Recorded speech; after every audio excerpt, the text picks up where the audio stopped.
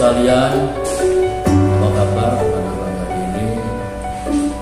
Semoga kalian benar-benar dalam keadaan baik dan walafiat, dan bahagia di rumah. Jangan lupa kalian tetap jaga kondisi kesehatan, patuhi aturan dan protokol kesehatan, tetap membawa masker yang keluar, kemudian cuci tangan senantiasa tiap hari, baik saat sebelum kegiatan, kemudian jaga jarak, jangan sampai lupa, ini diutamakan sehingga nanti kita bisa cepat pulih keadaan ini dan keadaan yang baik yang kita inginkan sehingga dapat kembali dalam pertemuan di sekolah. Baik rekan sekalian yang saya cintai, saya sayangi, kelas 10. Mari kita pada hari ini kita lanjutkan pelajaran kita SKI Kemudahan Islam. Kita akan berlanjut tentang strategi dakwah periode Mekah halaman 18. Strategi ini diawali dengan dakwah pada masa awal. Jadi Rasulullah di periode Mekah ini melaksanakan dakwah pada masa awal-awal. Bagaimana Rasulullah itu melaksanakan dakwah di periode awal, di awal perintah untuk memberikan berbagai ilmu atau ajaran Islam di Mekah. Baik anak-anakku sekalian, ketika Rasulullah menginjak usia 40 tahun, beliau sering berkhalwat menyendiri di Gua Hira, yaitu sekitar 6 km dari rumah beliau. Kemudian di suasana khalwat tersebut sampai begitu lama dan sampai bulan Ramadan, tepatnya tanggal 17 Ramadan atau 6 Agustus 610 Masehi. Beliau didatangi malaikat Jibril pada malam itu. Kemudian malaikat Jibril itu menyampaikan wahyu yang pertama, yaitu surat Al-Alaq. Saya baca, kalian bisa melihat.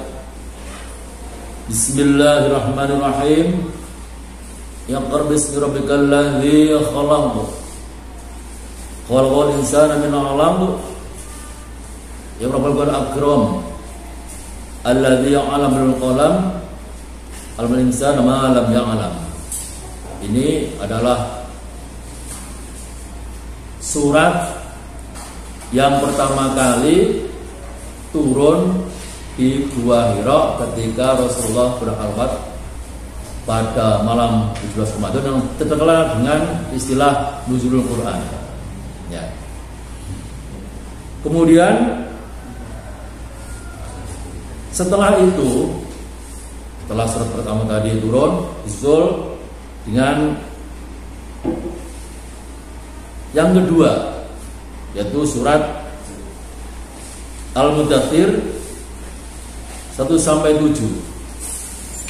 Jadi yang pertama tadi baru turun wahyu pertama, kemudian kedua adalah turun wahyu yang ini merupakan perintah mulai dakwah secara siri atau secara rahasia. Saya baca Al-Mudaththir 1-7. Bismillahirrahmanirrahim.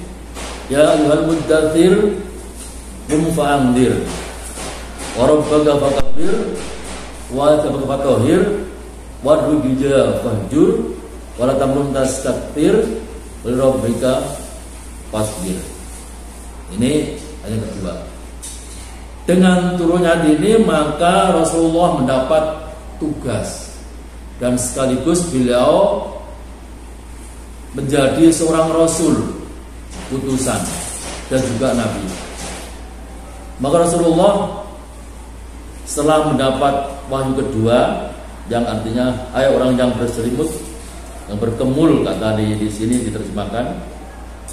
Bangunlah lalu bilah peringatan. Disitulah kalimat yang menyebut Rasulullah itu untuk segera memberikan dakwah atau memberikan ajaran apa yang diterima dari Allah. Maka dalam periode ini, di dalam dakwah yang rahasia ini atau istilahnya Syria, berjalan selama 3 tahun, dan beliau bisa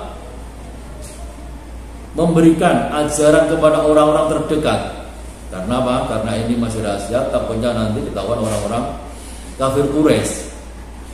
Pertama yang diberi dakwah adalah istri beliau sendiri, Siti Khadijah, dan burung istrinya. Yang kedua, Ali bin Abi Thalib dari kalangan pemuda, ya, atau dari kalangan anak-anak. Kemudian Abu Bakar Siddiq dari kalangan sahabat atau dewasa laki-laki. Kalau dewasa perempuan dalam soal itu adalah Siti Khadijah yang dimaksud. Kemudian dari golongan budak, yaitu Zaid bin Harisah.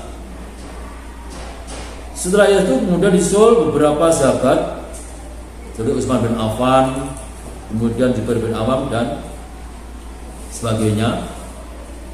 Kemudian diikuti oleh sahabat yang lain seperti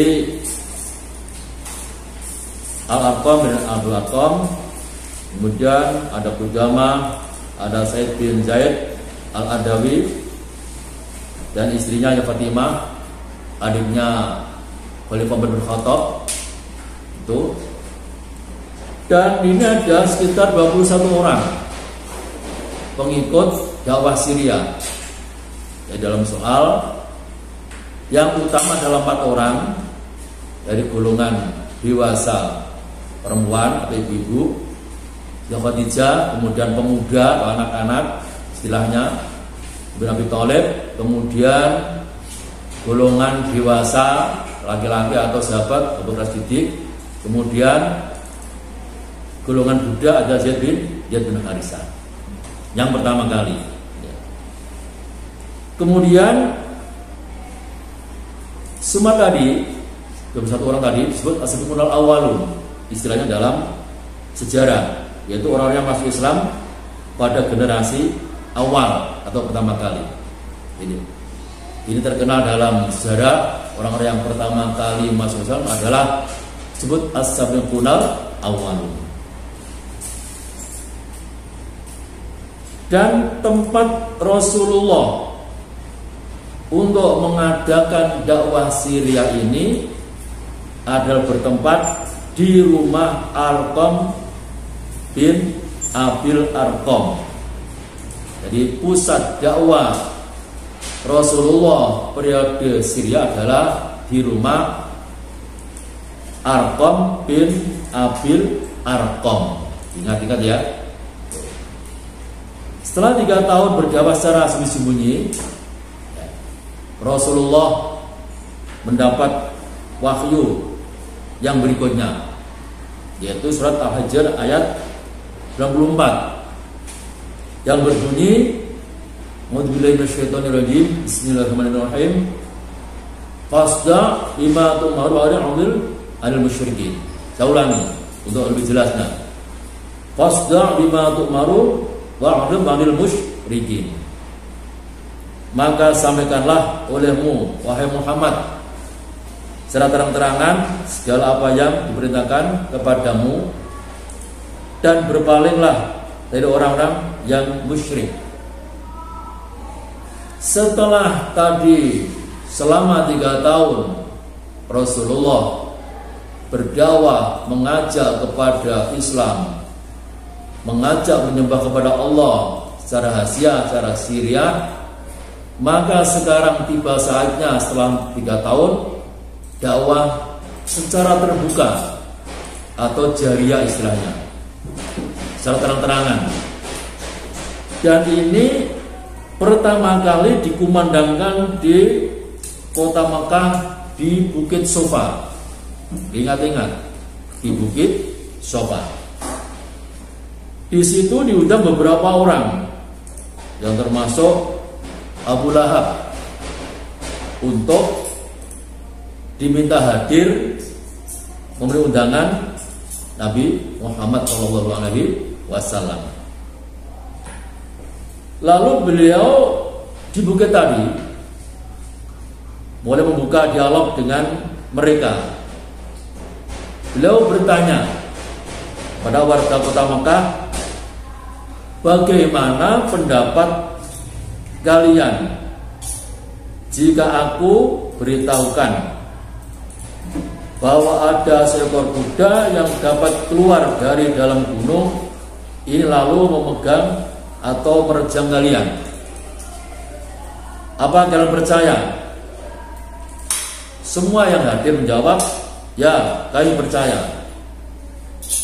Kami tidak pernah melihat engkau berdusta. Ya. Kemudian Nabi melanjutkan, ketahuilah, sesungguhnya aku ini adalah utusan Allah atau Rasulullah. Ya. Jadi ketika umur 40 tahun itu, Rasulullah sudah menyatakan sebagai utusan atau Rasulullah. Kemudian memberi peringatan kepada kalian tentang adanya siksa yang keras dan bagaimana pendapat kalian. Jadi ketika Rasulullah sudah menyampaikan itu, dia sekaligus menyampaikan bagaimana nanti kalau ada suatu saat Allah beri siksaan yang sangat keras. Ya. Tahu-tahu Abu Lahab marah dan menghentikan seruan tadi. Dan di dalam sejarah, setelah dia memberhentikan itu, sambil ngomong-ngomong, berkomentar, celakalah kamu Muhammad, apakah hanya untuk itu kamu mengumpulkan kami semua? Ya.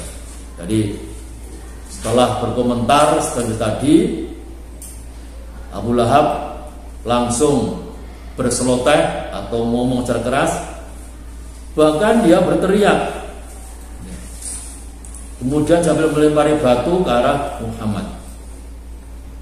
Dan disinilah mulai kacau dan mulai berakhir. Maka di dalam sejarah inilah Abu Lahab mulai mendapat kecaman yang ada dalam surat Al-Lahab. Jadi nanti di berikutnya akan saya lanjutkan kembali karena waktu sudah cukup untuk kalian. Jadi ingat-ingat, coba nanti saya beri tugas satu saja, di mana Nabi Muhammad itu menyeru dakwah secara terang-terangan. Oke, sekian saya akhiri.